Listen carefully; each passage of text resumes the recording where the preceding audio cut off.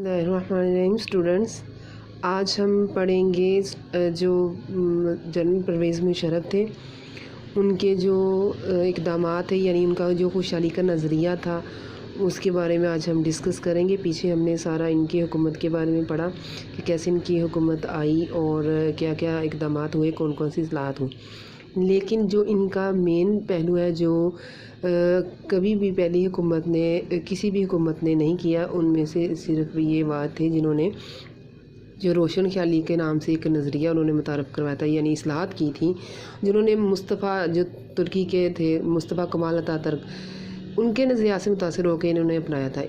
इस नज़रिए के तहत उन्होंने ये किया कि तलीमी निसाब में इन्होंने कुछ तब्दीलियाँ करवाईं और उलमा कराम ने इसकी मुखालफत भी की थी, लेकिन फिर भी इन्होंने बहुत से ऐसे इक़दाम किए जो उलमा और अवाम ने मुखालफत की, जिनमें अखबारात और रसाइल पर इन्होंने पाबंदी हटाई दी। इसकी वजह से बहुत से निजी चैनल भी आए, यानी कि टेलीविज़न चैनल। और पाकिस्तान की तारीख़ में पहली दफ़ा ऐसे हुआ कि एक ख़ातून जो डॉक्टर शमशाद अख्तर है, उनको स्टेट बैंक ऑफ पाकिस्तान, यानी कि जहाँ रुपये पैसे वगैरह का सिस्टम है, वहाँ उनका गवर्नर बना दिया था। और इस हुकूमत ने, यानी मुशर्रफ की हुकूमत ने एयर फोर्स में पहली बार फ्लाइंग फाइटर की हैसियत से ख़वातीन को भी शामिल किया था। उन्होंने ना सिर्फ इनको इसमें शामिल किया, उन्होंने तकरीबन हर फील्ड में ख़वातीन को शामिल किया था। कौमी और समाई असम्बलियों में ख़वातीन के मखसूस नशिस्तों के अलावा उन्होंने आम सीटें, जनरल सीटों पर भी, नशिस्तों पर भी ख़वातीन लड़ सकती हैं, उनकी इजाज़त उसने दी। ख़वातीन को बैंकों से आसान शराइत पर कर्ज़े भी दिए गए, और वो भी किसी बगैर ज़मानत के। और इवन सबसे बड़ी बात ये कि सूबा पंजाब में अहम शहरात, यानी कि जो सड़कें वगैरह, वहाँ पे इन्होंने ख़वातीन को ट्रैफिक वार्डन के तौर पर भर्ती किया और बराह रास्त कमीशन भी कायम किया फ़ौज में इन्होंने। और दूसरी बात यह है कि इनकी जो अच्छी बात है कि इन्होंने किसी भी मेंबर को इंतखाबात लड़ने से पहले उन्होंने बीए की शर्त रखी कि जो भी आएगा उसके लिए कम से कम बीए की डिग्री होनी लाजमी है, उसका पढ़ा लिखा होना लाजमी है। जैसे कि पहले जो हुकूमतें आई हैं उन्होंने ये शर्त, किसी किस्म की तालीम की शर्त नहीं थी रखी। जब फर्स्ट टाइम इन्होंने मुकामी हुकूमत की जो करवाई है,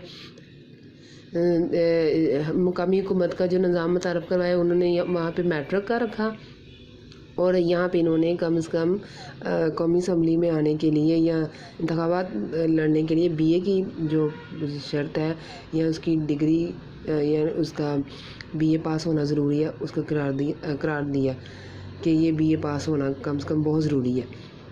और इसके बाद उन्होंने इस तरह किया कि इनके दौर में बहुत से ऐसे काम हुए जिससे जो हमारा मुल्क था, यानी कि पाकिस्तान, उसको बहुत से फ़ायदा हासिल हुए।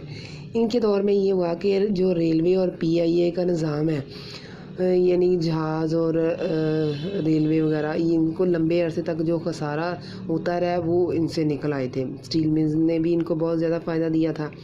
उस दौर में डॉलर था वो सिर्फ 60 रुपीज़ का था, यानी सिर्फ 60 रुपये का। और आज के दौर में कंपैरिजन करें और उस दौर में 60 रुपये, यानी उस वक्त हमारे पैसे की कदर ज़्यादा थी।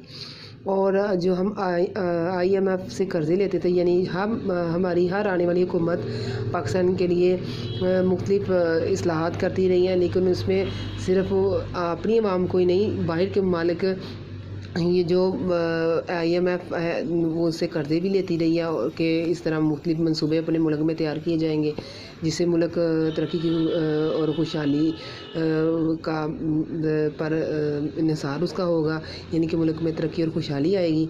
और महंगाई भी इनके दौर में काफ़ी कम हुई और कंट्रोल में आ गई थी। जो उससे पहले दहशतगर्दी वगैरह के जो वाक़यात थे वो भी काफ़ी हद तक कंट्रोल हुए थे। और इस तरह इन्होंने बहुत से ऐसे इक़दाम किए जो कौमी इदारे थे हमारे, उनको भी इन्होंने मजबूत किया था। और इसके अलावा इन्होंने बहुत सी सनतें कायम की, जिनमें मोटर गाड़ियों की तैयारी की सनत थी। मोटरसाइकिल हमने खुद बनानी शुरू कर दी, चीनी बनाने की सनत, केमिकल की सनतें, और इसके अलावा बुनियादी ज़रूरियात बनाने के सामान जो है, और बिजली के जो सामान है, सीमेंट की सनतें, फुलास, यानी कि उन्होंने नई सनतों का क़याम भी वो अमल में लाए थे।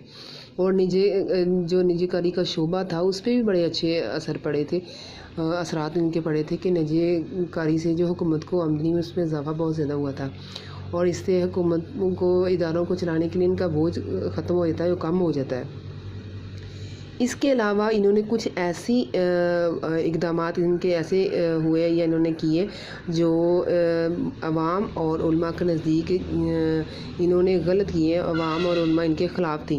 ان میں انہوں نے ایسے کیا کہ مخلوط میراتھن ریس، یعنی کہ خواتین مرد کٹھے ریس جو دوڑ میں وہ حصہ لے سکتے ہیں، یہ انہوں نے متعارف کروایا۔ یہ روشن خیالی کا ایک پہلو تھا ان کے نزدیک، اور جو کہ علماء کے نزدیک یہ اسلام میں بالکل فحاشی ہے اور اسلام اس بات کی اجازت نہیں دیتا، لیکن انہوں نے اپنی حکومت میں یہ بھی متعارف کروایا۔